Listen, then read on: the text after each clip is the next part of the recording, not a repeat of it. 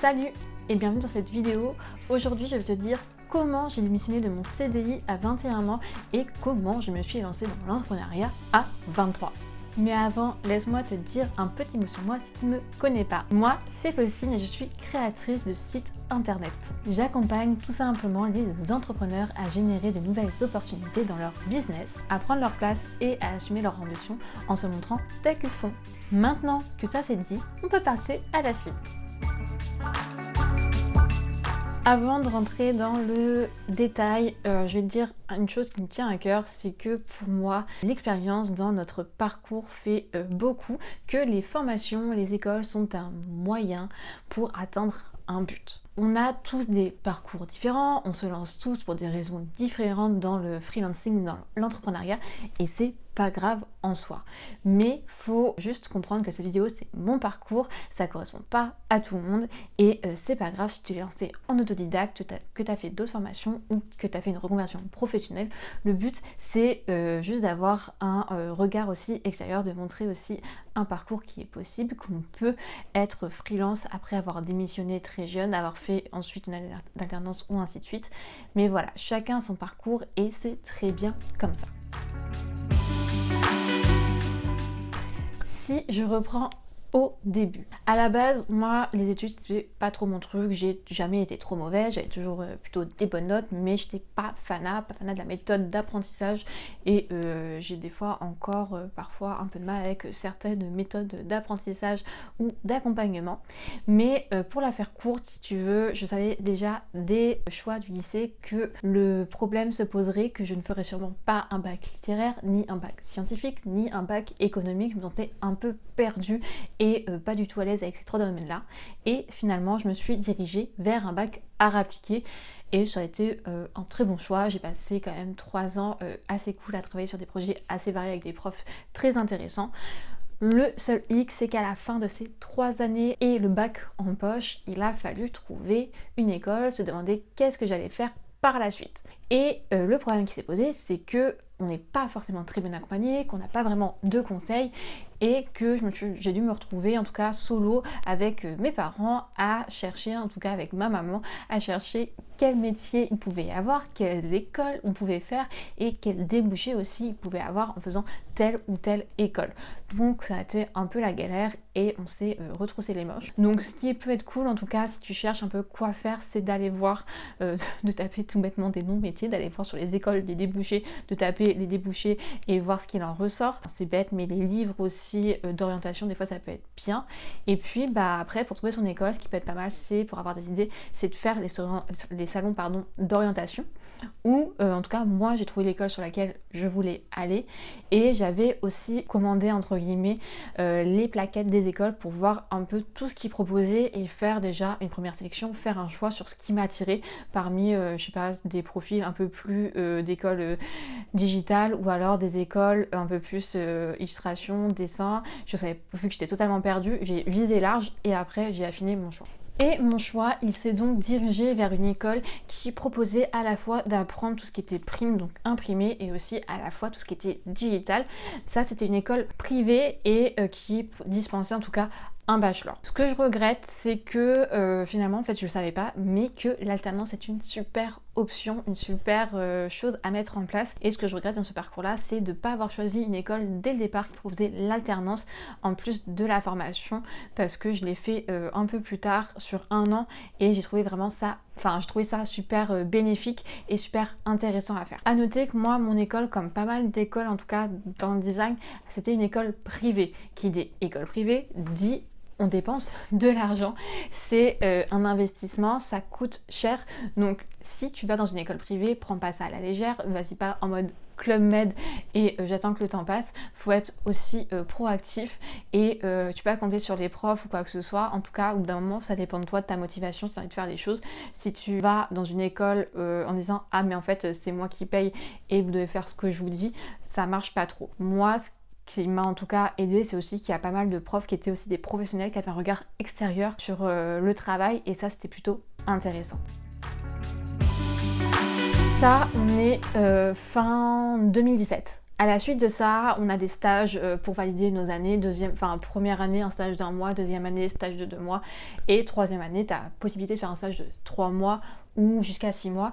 Perso, j'ai choisi de faire un stage de 6 mois, je me suis dit tiens, ça va peut-être être plus facile à trouver. Bon, erreur de ma part, j'ai galéré comme jamais à trouver un stage, je l'ai trouvé un peu à la dernière minute en mode speed, et j'ai aussi dû trouver du coup par la suite un logement en moins de 2 semaines à Paris, c'était aussi très sympa. Les entretiens et les entreprises c'est assez cool, hein, mais franchement pour certains, le mot respect il est mort il y a bien longtemps, je suis pas sûre qu'il ait déjà existé, parce que les agences, les entreprises postent des annonces en tout cas, on postule, mais parfois certaines ne prennent même pas le temps de répondre, disent si on ne te répond pas sous 30 jours c'est que c'est mort, on t'a pas pris.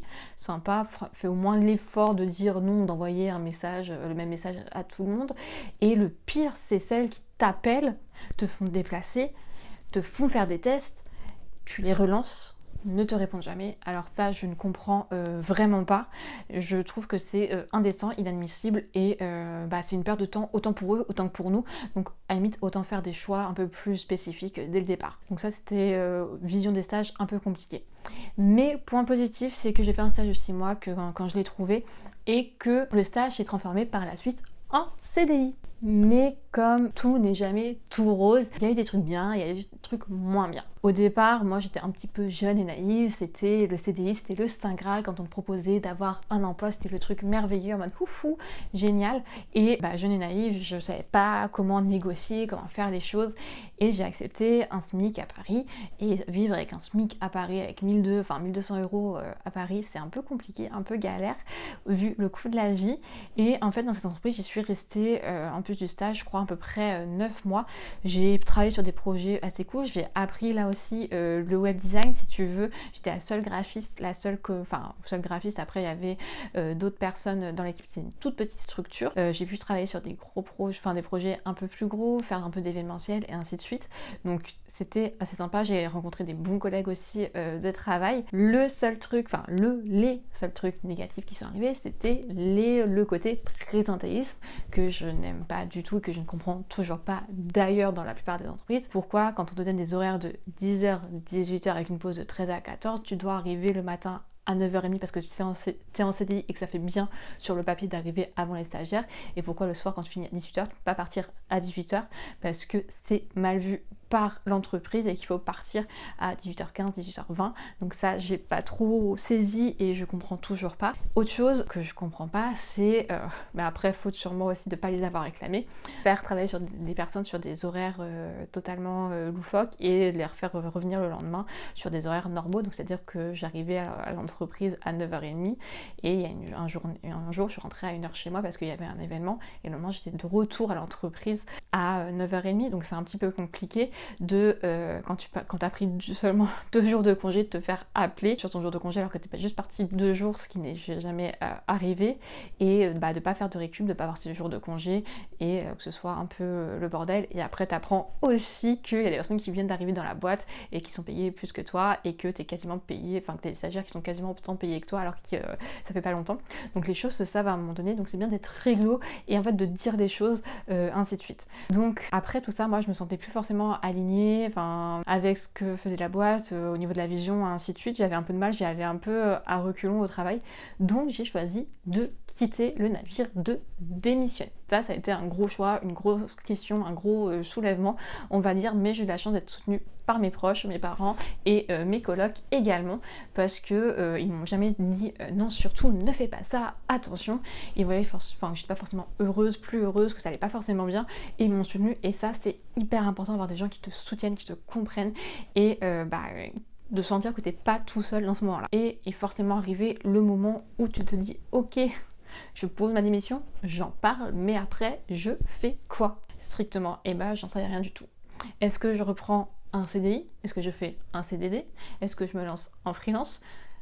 En fait, j'en ai aucune idée, je suis totalement larguée, totalement perdue. Et là, on m'a parlé d'un truc, c'est une coloc qui m'en a parlé, elle m'a dit mais pourquoi tu ferais pas une alternance? Et c'est vrai que ça, j'y avais pas du tout réfléchi, et en cherchant un peu des écoles sur Paris, en cherchant des annonces, j'ai vu qu'il y avait en tout cas des offres pour des alternances, qu'il y avait aussi des possibilités de faire des écoles, et finalement je suis allée, je crois j'ai fait un entretien dans une école, j'ai fait une porte ouverte ou des choses comme ça, et j'ai vu, je me suis dit ah tiens ça peut être cool, j'ai tenté, je sais pas l'inscription.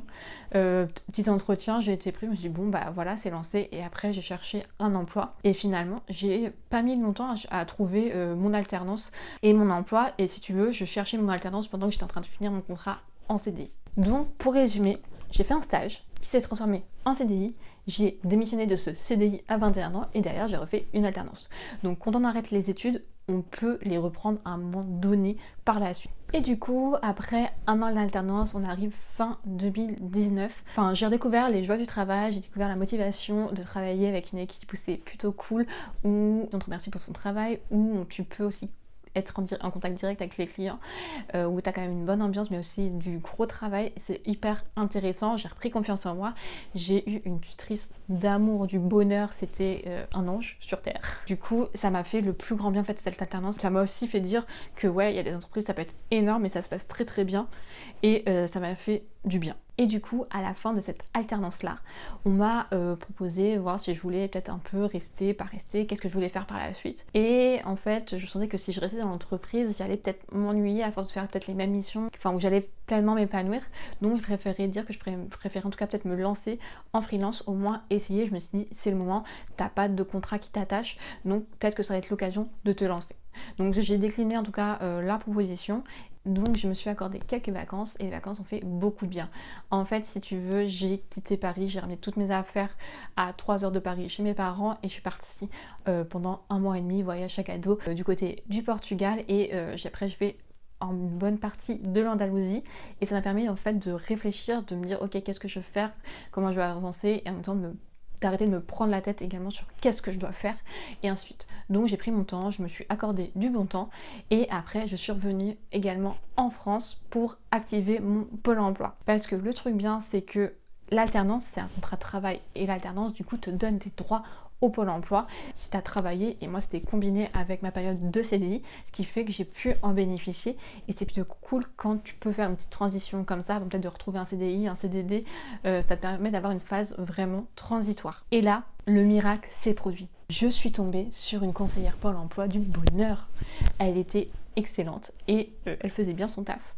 Donc finalement, je lui ai raconté mon projet de me lancer en freelance, et elle m'a conseillé de me diriger vers une couveuse d'entreprise. En fait, le but d'une couveuse d'entreprise, c'est de pouvoir tester ton activité sans entre guillemets, te déclarer, créer ton activité sans toute la merde administrative. Donc, entre guillemets, on va dire que tu es hébergé par la couveuse d'entreprise, que tu peux tester ton activité, que tu factures avec la TVA parce que tu as des choses qui sont associées et ainsi de suite. Mais en complément de ça, tu touches pas de salaire, de revenus directement. Tu réinvestis ce que tu gagnes dans, je sais pas, dans des formations, des outils et ainsi de suite pour dépenser ce que tu as gagné avec la couveuse, mais à côté tu touches ton Pôle emploi tous les mois. Donc c'est plutôt cool, et en plus tu es suivi par un conseiller. Après, comme pour tout, je pense que tu as des conseillers bien, tu as des conseillers un peu moins bien, mais la mienne c'était aussi une perle et elle m'a beaucoup aidée, beaucoup soutenue, ça m'a permis en tout cas d'avancer, d'y voir énormément plus clair. Donc pour la faire simple, je suis également restée 1 an en couveuse d'entreprise. Ce qu'il faut savoir, c'est que le temps que je rentre de mon voyage, que j'active Pôle emploi, que j'ai les premiers rendez-vous, que je me lance dans la couveuse d'entreprise, le coco était arrivé, tu connais, donc forcément tu lances ton entreprise en plein milieu du coco. C'était moment, timing parfait. Bon bah, quand tu te dis que tu arrives à avoir des clients au milieu du Covid, tu dis bon, c'est pas trop mal, et en fait mon activité a commencé à se développer. Et le fait d'être en couveuse d'entreprise, ça m'a permis d'avoir mes premiers clients, de tester mes procédés, de tester aussi capacité de création, de tester mes offres, d'essayer de structurer, de penser mon entreprise au fur et à mesure. Et en fait, dans la couveuse, j'ai fait 2 fois 6 mois d'affilée, j'ai renouvelé entre guillemets le contrat, et à la fin de ces 1 an, j'ai créé l'entreprise à l'aide d'une personne de la couveuse qui m'a aidé avec toute la paperasse. Voilà, 1 an plus tard, en mars 2021, j'avais officiellement lancé mon entreprise et je devenais ma propre patronne. Donc finalement, je me suis servi de ce que j'ai appris en cours pour voir un peu tout, tu vois. En cours, je détestais tout ce qui était WordPress, tout ce qui était création de site internet.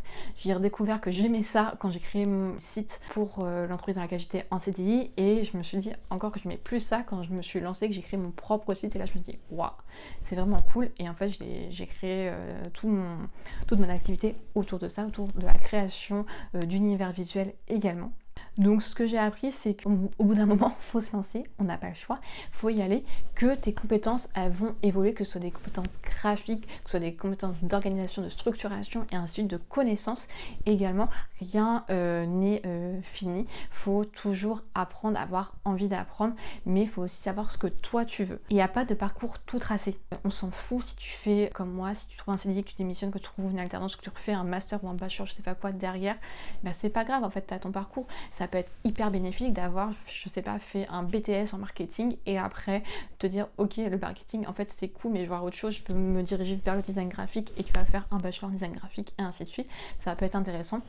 Ce que je recommande en tout cas, si on doit faire des études, c'est l'alternance, parce que le fait d'être en entreprise, c'est quand même hyper intéressant, on apprend des choses et c'est pas la même dynamique également. En tout cas, la chose que je retiens, c'est qu'il faut se lancer à un moment donné, il faut pas avoir peur de se tromper, même si ça fait mal, même si des fois ça fait peur, et qu'il y a toujours plein de choses à faire et que c'est un parcours hyper enrichissant et que ton parcours ne te définit pas forcément.